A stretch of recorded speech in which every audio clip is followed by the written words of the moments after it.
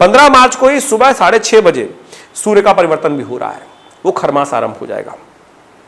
ये खरमास का जो आरंभ है वो आपके लिए स्वास्थ्य का विशेष तौर पर ध्यान रखने की वेला, इस बात को समझ लीजिए साफ साफ तौर पे। सूर्य छठे भाव में जाएंगे, बृहस्पति को वहां जाके कुछ दिन में अस्त कर देंगे, और ये बृहस्पति को अस्त करना, सूर्य का छठे भाव में जाना, स्वास्थ्य के दृष्टिकोण से थोड़ा ध्यान रखने की जरूरत दिखाई देती है। थोड़ी कमजोरी की शिकायत, कई प्रकार से थोड़ी सी लेजीनेस, ये कई प्रकार की समस्याएं उत्पन्न कर सकते हैं। तो इसलिए सूर्य का उपाय करने की जरूरत दिखाई देती है। गौ पूजन करें। सूर्य का एक और उपाय बता देते हैं हम आपको। भगवान सूर्य को थोड़ा सा रोली डालकर भगवान को अर्घ देने के प्रयास करें हर रोज, तो बड़ा अच्छा रहेगा। पीले फूलों का उपयोग करते हुए ओम घृणी सूर्य आदित्याय नमः इस मंत्र का जप करते हुए कर सकते हैं, या नमक का दान कर सकते हैं। कुछ उपाय हैं, भगवान सूर्य का ध्यान करते हुए ये उपाय करें, देखिए कष्ट कम होने के योग बनेंगे। तो 16 मार्च को भी ग्रहों की अवस्था दिखाई देती है कि आपके लिए विशेष तौर पर आगे बढ़ने के योग बन सकते हैं, भाग्य से रास्ता बन सकता है। इसलिए भाग्य को प्रबल रूप से आगे बढ़ाते हुए सावधान रहते हुए काम करने का प्रयास करें। शिव का मंत्र समस्त प्रकार के कष्टों को दूर करेगा। और 17 मार्च को मकर राशि में प्रवेश कर जाएंगे ग्रह, और 17 मार्च को चंद्रमा जो है वो मकर राशि में प्रवेश करेंगे, और वो आपके लिए आगे बढ़ने के योग बना सकते हैं, जमीन से सुख देते योग दिखाते हैं, और खासतौर पे एक बात और प्रदर्शित करते हैं उस दिन ग्रह। तो ग्रहों को देखते हुए जो दिखाई देता है हमको, ग्रहों का परिवर्तन विशेष तौर पर आगे बढ़ने के योग बना सकता है। लेकिन आपको केवल एक बात का ध्यान रखना है कि अपने सम्मान के प्रति थोड़ा सावधान रहते हुए काम करिएगा। ऐसे नहीं कि जिद मत पकड़िएगा। शनि जब सूर्य आगे निकल गए तो शनि वहां बुद्धि में आके बैठ गए हैं। शनि बुद्धि में अकेले चल रहे हैं तो पूरी तरह से अच्छे रहने वाले हैं, लेकिन अड़ियलपना मत अपनाइएगा। शनि थोड़ा बुद्धि में जब आ जाते हैं तो धीरे धीरे शनि ट्यूबलाइट की तरह काम करते हैं। और देखिए आज की तारीख में आवश्यकता होती है एक बल्ब जलाने की, यानी कि विचार करें, बाद में विचार आया तो क्या फायदा। इसलिए तुरंत थोड़ा सा शनि का उपाय करने का प्रयास करें। नमः कृष्णाय नीलाय, शनि का मंत्र जप कर लीजिए, शनि का थोड़ा पाठ करते रहिए। तो इस बात का ध्यान रखें, विचार तो आएंगे, सही जगह आपका दिमाग चलने वाला है, बट थोड़ा स्लो रहने वाला है, उसको थोड़ा तेज करने का प्रयास करें। इस ज्ञान मुद्रा का अभ्यास कर लीजिए। पहली उंगली अंगूठे के साथ लगाकर एक ज्ञान मुद्रा बन जाती है, और इस मुद्रा का अभ्यास करने से क्या होता है, एकाग्र शक्ति बढ़ जाती है, बुद्धि थोड़ा और तेज काम करने लगती है।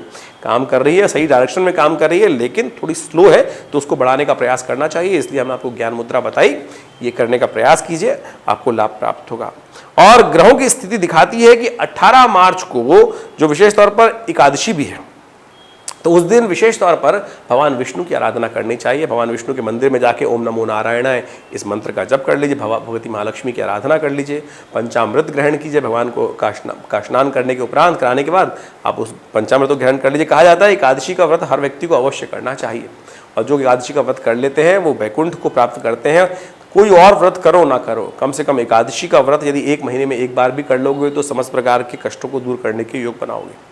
18 मार्च को एकादशी के साथ साथ 19 मार्च की हम बात करें तो कुंभ राशि में चले जाएंगे चंद्रमा। वो आपकी बुद्धि से बहुत अच्छे से रास्ता देंगे। शनि वहाँ पहले ही चल रहे हैं, और बुद्ध के साथ जो वहाँ पर बुद्धि वाले स्थान में चंद्रमा भी चले जाएंगे, तो शनि अंतःकरण और मन दोनों एक साथ मिलकर सही डायरेक्शन में काम करने वाले हैं। तो इसलिए बहुत सारे बुद्धि के द्वारा आपको रास्ता प्राप्त होने के योग बनते हैं। और बुद्धि के द्वारा चंचल मन यदि बुद्धि के साथ, शनि के साथ स्थिर भाव से काम कर ले बुद्धि स्थान में जाकर, तो बहुत बढ़िया वारे न्यारे कर सकते हैं। भाग्य तो साथ दे ही रहा है, वहाँ पर मंगल आ ही गए हैं, तो इसलिए पूरी तरह से बढ़िया योग बनता दिखाई दे रहा है। और ऐसे में भगवान शिव का ध्यान करें, क्योंकि उस दिन प्रदोष है। तो प्रदोष काल में भगवान शिव का विशेष तौर पर ध्यान करते हुए उनका अभिषेक करें, उनका आशीर्वाद मिलेगा, समस्त प्रकार के कष्ट दूर होंगे। देखिए एक बड़ा सुंदर योग बनने वाला है। 21 तारीख से नवरात्र आरंभ हो रहे हैं, नया वर्ष, नया संवत आरंभ हो रहा है, और हमने विवेकानंद योगाश्रम में एक बड़ा सुंदर यज्ञ रखा है। माँ भगवती की उपासना का अवसर है। हमारे आश्रम पे माँ भगवती का जो चमत्कारी शिव विग्रह उपस्थित है, वो 1947 में मुल्तान से आया था। शिव विग्रह 500 साल पुरानी प्राचीन भगवती की दिव्य परंपरा, वो जो शिव विग्रह मूर्ति है वो चमत्कारी है, और कहा जाता है कि उनके समक्ष बैठकर जो यज्ञ करते हैं उनकी मनोकामना सिद्ध हो जाती है, कष्ट दूर हो जाते हैं।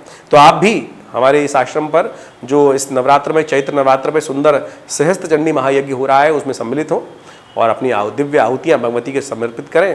और यदि किसी कारण से नहीं आ पा रहे हैं तो आप स्वयं अपने प्रतिनिधित्व के तौर पर, उसकी व्यवस्था है पूरी तरह से उस यज्ञ में सम्मिलित होने के लिए, और इसको लाइव टेलीकास्ट भी करेंगे हम इस चैनल के माध्यम से, आप उसमें भी जुड़ सकते हैं और साथ साथ बहुत सारे लाभ भी प्राप्त कर सकते हैं। माँ भगवती का सानिध्य जिसके जीवन में आ जाता है, बहुत सारे कष्ट दूर हो जाते हैं। तो आप भी उनके शिव विग्रह का ध्यान करते हुए आप आइए विवेकानंद योगाश्रम में। और यदि पूर्ण सूचना चाहते हैं तो नंबर स्क्रीन पर चल रहे हैं, उन पर पूरी डिटेल आप यदि भेजेंगे, अपनी जानकारी चाहेंगे तो हम उस पर भेज देंगे, उन पर संपर्क कर सकते हैं। धन्यवाद।